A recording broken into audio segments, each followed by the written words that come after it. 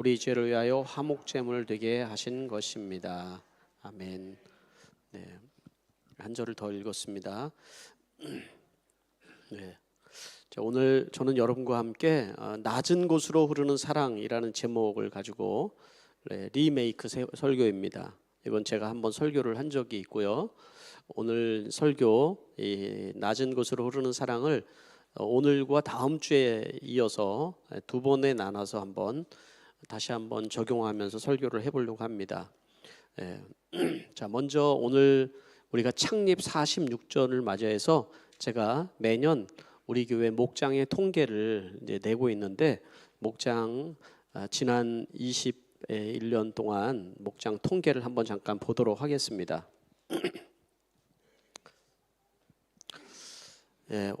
여러분들이 이제 우리가 코로나를 지나오면서 제가 이제 통계 자료를 보여드리지는 못했는데 이제 2023년도에 현재 우리 장년 목장은 44개, 그리고 학생부 목장이 8, 그리고 어린이 목장이 18 이렇게 됩니다. 여기는 장년 목장만 통계를 낸 겁니다.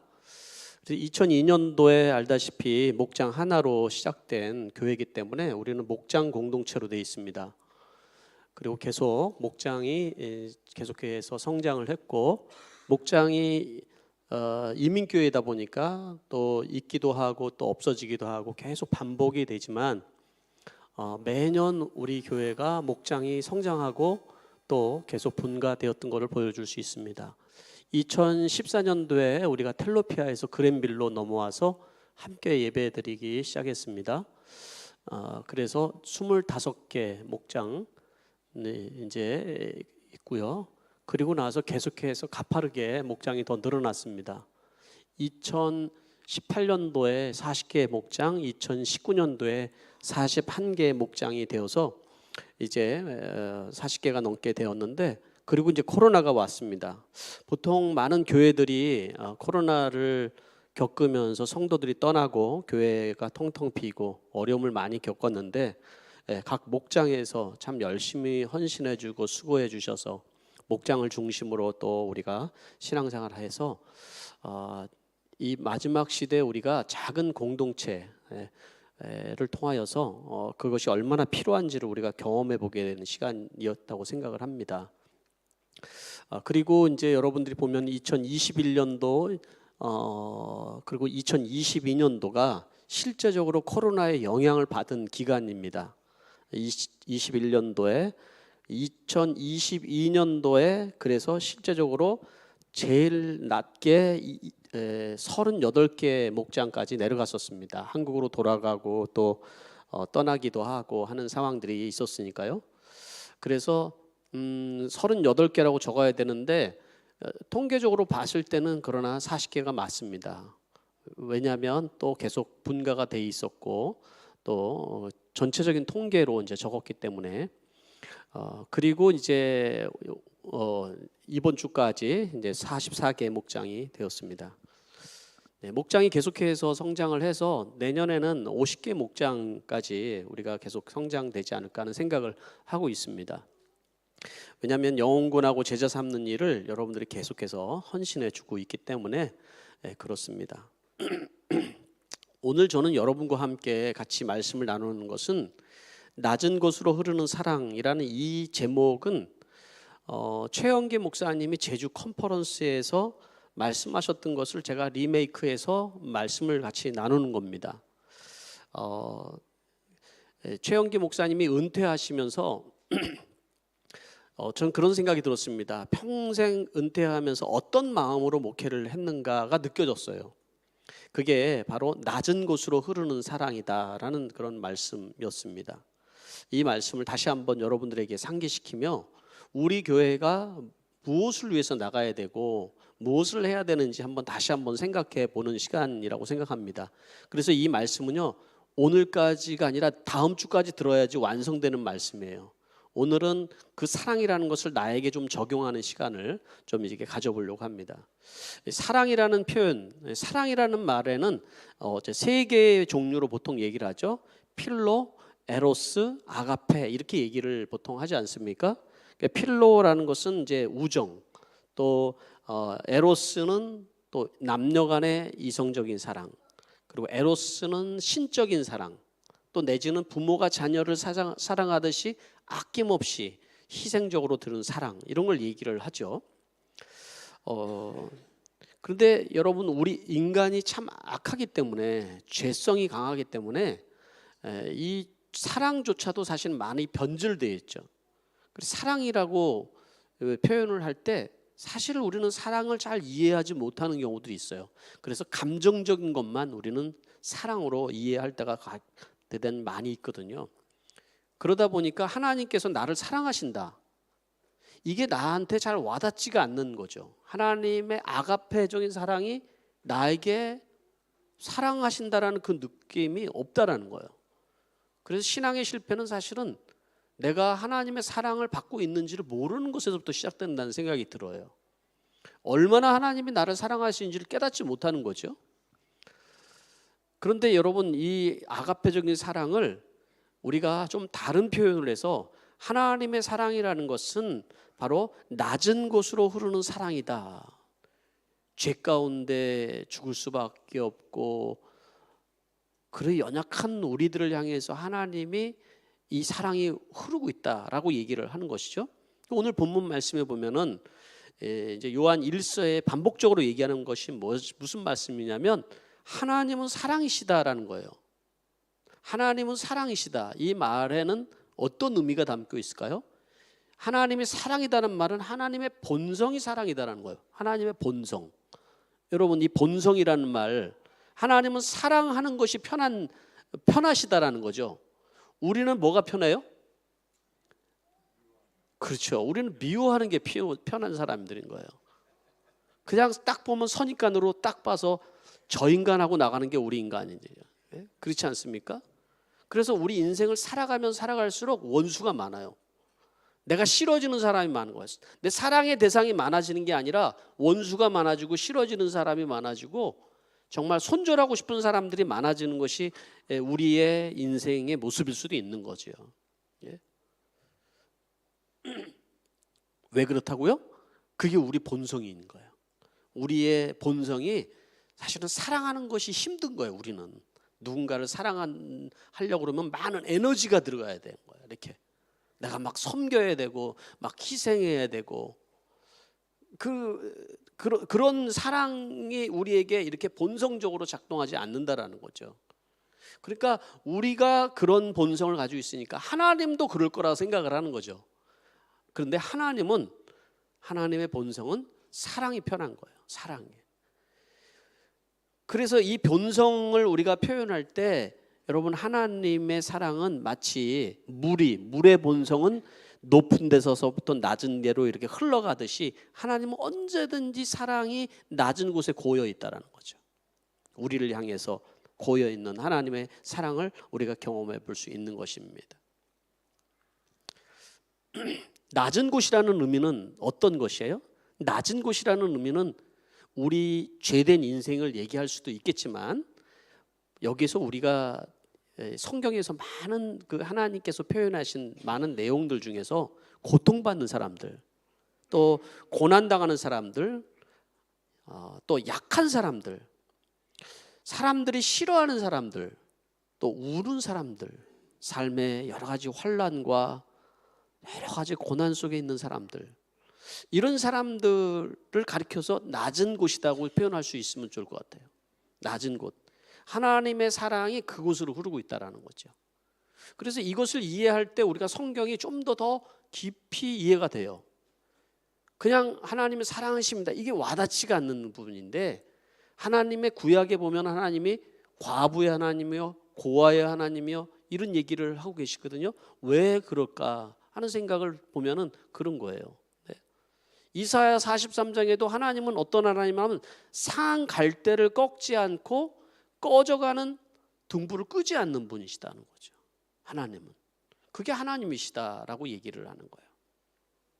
이 사랑을 우리가 본성이 사실은 사랑하기가 어려운 존재라고 할지라도 하나님으로부터 난 우리들은 사랑의 그 마음이 여러분 완전히 없어진 건 아니죠. 죄된 본성 속에서도 여전히 우리는 사랑하려고 하고 그런 마음도 물론 있습니다. 국률이 여기고 안타깝게 생각하고 그러지 않습니까? 지난주 여러분 알다시피 우리 교회에 그동안 기도했던 우리 은석 형제님과 예은 자매님이 아이를 출산을 했습니다.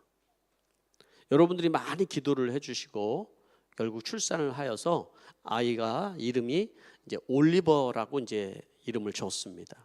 올리버에 대한 이름을 짓게 된 동기를 얘기하니까 우리 교회가 목장에서 올리브 블레싱을 하잖아요.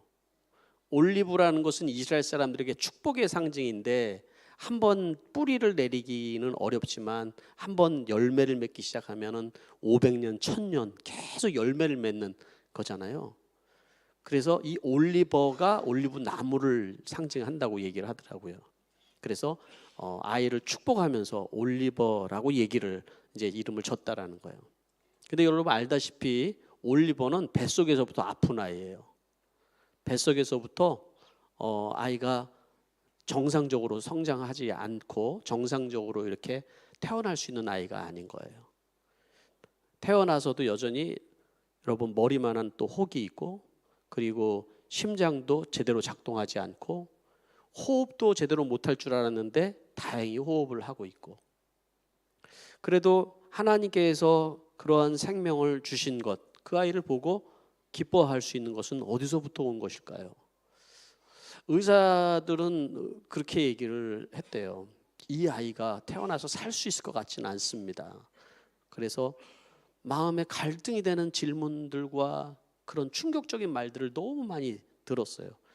그런데도 제가 참 귀하게 보는 것은 뭐냐면 생명은 하나님께서 주신 것이잖아요 라고 하면서 이 아이를 출산을 하기로 하고 그리고 끝까지 믿음을 지켰다는 거예요.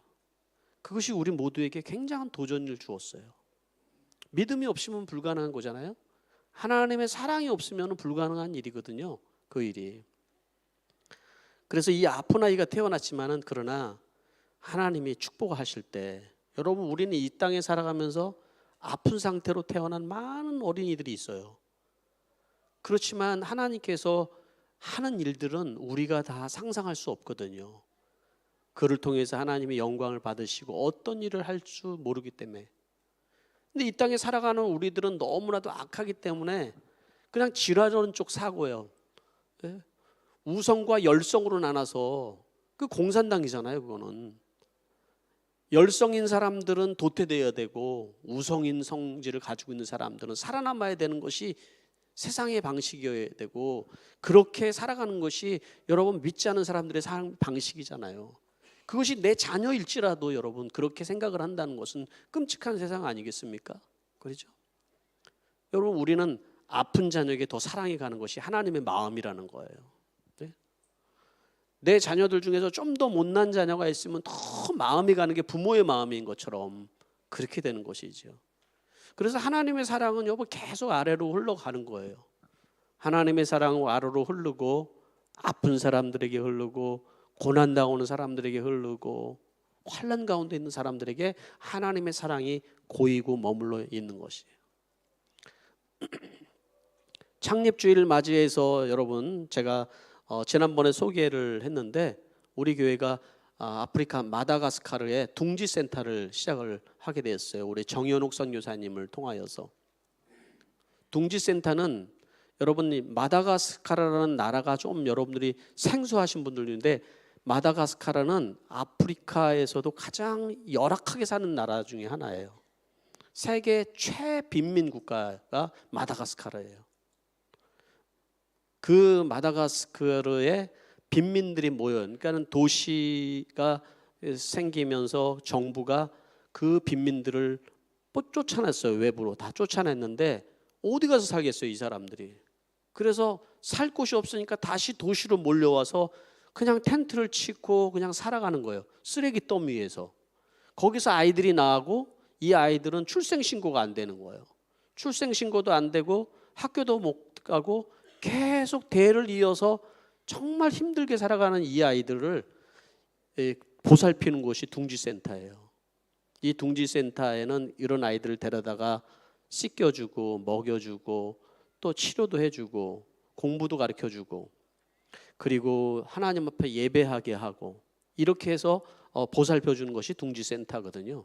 근데 이곳에 저는 하나님의 뜻이 있다고 생각이 들었어요.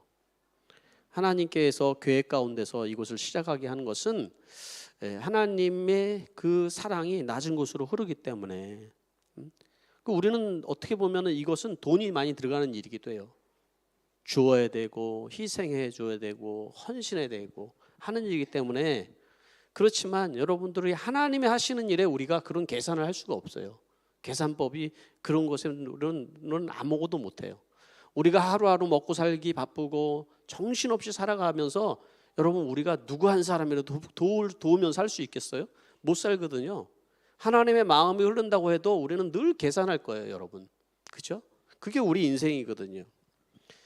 여러분 그래서 저는 오늘 이 말씀을 통해서 하나님의 사랑을 우리가 남에게 일단 적용하기보다도 내 자신에게 적용해서 하나님의 사랑이 나에게 낮은 곳으로 흐른다는 것이 어떤 의미인가? 첫째는 어떤 사랑의 상황에서도 절망하지 않는다라는 거예요. 하나님의 사랑이 낮은 곳으로 흐르기 때문에 사실 우리 자신, 나 자신을 보더라도 절망할 일이 너무 많이 있는 거예요. 나 같은 사람이 무슨 자격이 있나? 나 같은 사람이 무슨 자격이 있어서 목사를 하고 또 이런 어떨 때는 좌절감이 생기는 순간들이 많이 있습니다. 그래서 도리어 도망가고 싶은 마음이 들 때도 있어요. 목회를 하면서 제가 가장 가슴 아픈 것은 이런 절망감 상황 속에서 하나님을 찾는 것이 아니라 도망가는 사람들이에요. 하나님 앞에 등을 돌리는 거예요. 하나님을 적을 만드는 것이죠. 그게 사단이 근데 원하는 일이라는 거예요. 사단이 하나님과 우리 사이를 절망 속에 밀어놓고 도망가게 만드는 것이 사단이 하는 일인데 하나님은 그러실까요? 나는 내 편인데 왜 너는 자꾸 나를 적으로 만드냐? 왜 나에게서 자꾸 도망가려고 하냐?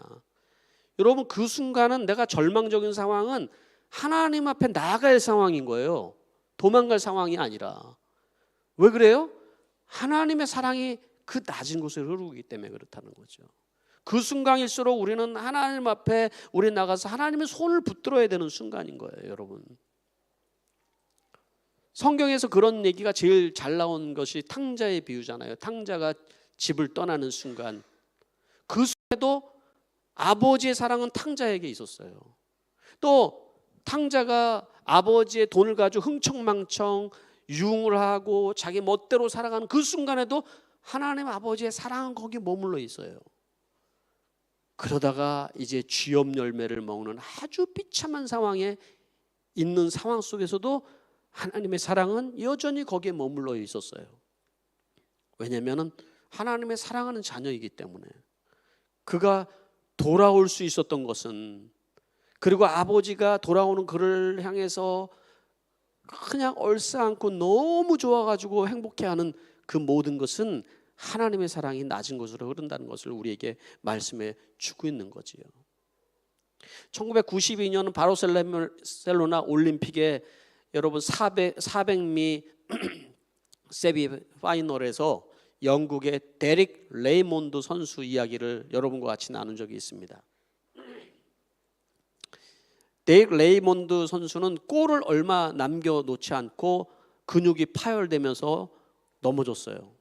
다리를 절기 시작을 했어요. 그래서 뛸 수가 없는 상황이 되었어요. 얼마나 고통스러웠겠어요. 골이 있는데 갈 수가 없는 상황인데 그래도 깽깽이를 하고 쩔뚝쩔뚝하면서 그 앞으로 가는데 너무 고통스러워하는 순간을 보면서 관중석에서 누군가가 뛰어나왔어요. 막 사람들이 저지하고 심판관들이 저지하지만 소용이 없었어요. 뛰어와서 그 쩔뚝거리는 아들의 그 팔을 잡고 함께 걸어가는 사람이 있었어요. 누굴까요? 그의 아버지예요. 그의 아버지. 골문까지 거의 다가서 이제 아들에게 혼자 들어갈 수 있도록 해주고 이제 떠나가요. 그게 아버지의 사랑이라는 거죠. 그게 하나님의 사랑이라는 것이죠, 여러분. 여러분들이 고난 가운데 있고 절망 가운데 있는 순간이 어떤 순간일까요? 하나님께 여러분 우리는 나아가는 순간인 거예요. 그 순간에. 두 번째로는 여러분 우리가 하나님의 사랑이 낮은 곳으로 흐른다는 것을 알 때 우리는 기도에 더 자신감을 가질 수가 있는 거예요. 기도를 해도 하나님이 내 기도는 들어주시지 않는다고 여러분 좌절 가운데 있는 사람들이 있을 수 있어요. 기도가 응답되어지는 것이 때로는 여러분 하나님의 생각과 내 생각이 다를 때가 있거든요. 그 갭이 있을 수가 있어요. 그러나 기도는, 모든 기도는 하나님 다 응답하시거든요. 우리의 욕심적인 것들, 그것들을 다 들어준다 그러면은 아마 이 세상은 얼마나 여러분 악해지겠습니까? 그렇죠? 하나님의 뜻 안에서 우리 기도들이 응답이 되는 거예요. 때로는 여러분 우리가 기도가 응답되어지는 과정이 있을 수가 있어요. 이런 것들을 이해하지 못하고 살아갈 때 우리는 기도하는 마음을 잃어버리게 되죠. 하나님은 그런데 어떤 사람을 향해서 더 마음이 갈까요? 간절히 애타게 기도하는 사람이에요. 간절히. 그 간절히 애타게 기도하는 사람들은 어떤 사람일까요? 그런 사람은 환난 당하는 사람들, 고난 가운데 있고 하나님이 아니면은 뭔가를 해결이 되지 않는 그런 상황에 있는 사람들, 그런 사람들은 간절하게 하나님 앞에 기도를 하겠죠. 그렇죠? 한나가 그랬죠. 한나가 사무엘상의 한나가 아이가 없어서 정말 하나님 앞에 기도를 하는데 얼마나 간절하게 하나님 앞에 기도를 했는지 엘리 제사장이 보고 술 취했다고 얘기를 했어요. 야, 너 대낮부터 또 술 먹고 그러냐? 교회 와가지고 술 먹고 그러지 말고 집에 가서 술 먹어라. 술을 먹든지 말든지 해라. 아마 그랬을 거예요. 네? 한나가 얘기를 합니다. 제사장님, 제가 술을 먹고 취한 것이 아니라 제 심령이 너무 괴로워서 하나님 앞에 내 심령을 하나님 앞에 알려드리는 겁니다. 이렇게 얘기를 했어요. 여러분, 지금은 우리가 그런 기도를 하지만은 구약 시대는 그런 기도를 안 했거든요. 이상한 기도인 거예요. 그런데 하나님은 우리의 심령을, 찢어지는 그 심령으로 하나님 앞에 나아가는 그 비천한 가운데서, 비참한 가운데서 하나님 앞에 나아가는 그 기도를 들어주신다고요. 하나님이 내 기도를 안 들어주신다고 하나님 앞에 한나가 딜을 했나요? 하나님, 내가 아들을 주시면 내가 정말 당신에게 바쳐주십니까? 그래서 하나님이 응답해 주신가요? 그래서 사무엘이 태어난 거야? 그게 아니거든요. 하나님 앞에 찢어지는 마음으로, 하나님의 마음을 향해서, 하나님의 사랑이 그 낮은 곳에 흐르기 때문에 간절히 기도하는 그 자리에 하나님의 사랑이 머물러 있는 거예요. 여러분, 세 번째는 우리는 하나님의 사랑이 낮은 것을 홀로 아는 것을 알 때 우리는 약함을 자랑할 수 있게 되는 거예요. 이 세상은 다 유능한 사람들, 또 그래서 인정받는 사람들, 스펙을 쌓기 위해서 다들 노력을 하면서 살아가고 자기의 약점을 감추고 자기의 부족함을 감추기 위해서 살아가는 세상이잖아요.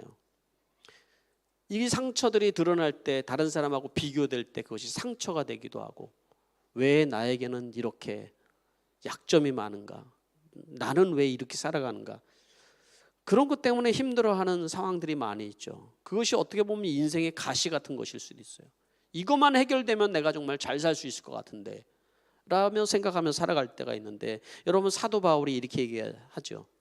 사도 바울이 복음을 전하는데 하나님 앞에 기도해. 하나님, 내 가시를 내게 좀 제거해 주십시오. 복음을 전하는데 가시가 있다라는 거예요. 이 가시가 어떤 사람은 눈의 안질이라고 얘기하기도 하고, 어떤 사람은 간질병이라고 얘기하기도 하고, 또 어떤 사람은 그 핍박이라고 얘기를 하기도 하는데, 여러분 생각을 해보세요. 복음을 전하는데 갑자기 엎어져서 막 간질을 한다.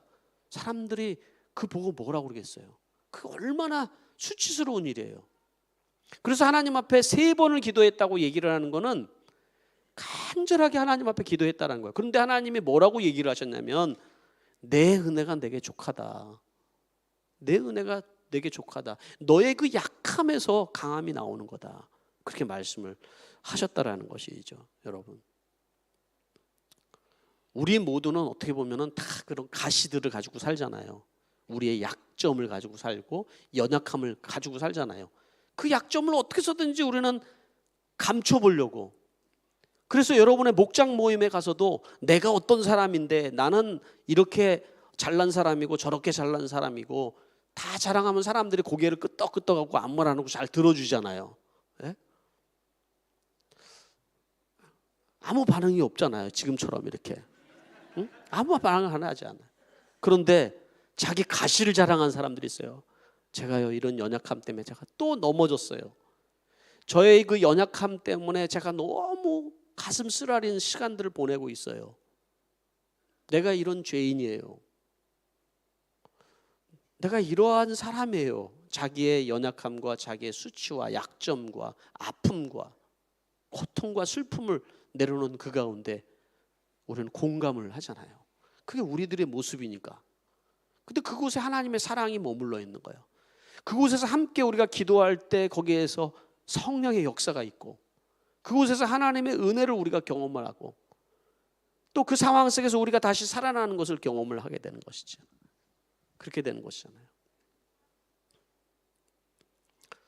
그래서 여러분 목장에 갔을 때는 여러분 절대로 잘난 척하지 말고, 예?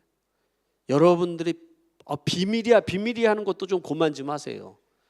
딱 들어보면 비밀도 아닌데 그렇게 비밀이라고 그러면서, 예? 들어보면은 뭘 그렇게 감추고 싶은지 모르겠어요. 다 드러나게 돼 있거든요. 여러분이 감춘다고 안 드러나겠습니까? 예, 소문내는 게 아니에요, 여러분.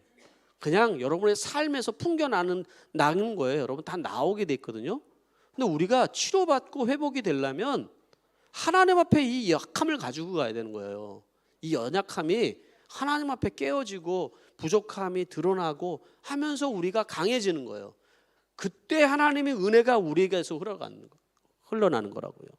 그때 하나님의 사랑 가운데 우리가 거하는 인생이 되는 거죠, 여러분. 마지막으로는 여러분, 그래서 우리는 고난 속에서도 감사하게 된다라는 겁니다. 고난 속에서 감사를 한다. 물은 높은 곳에 고이는 법이 없고 아래 웅덩이에 고이게 되죠. 흘러서. 그죠? 인간은 근본적으로 교만합니다.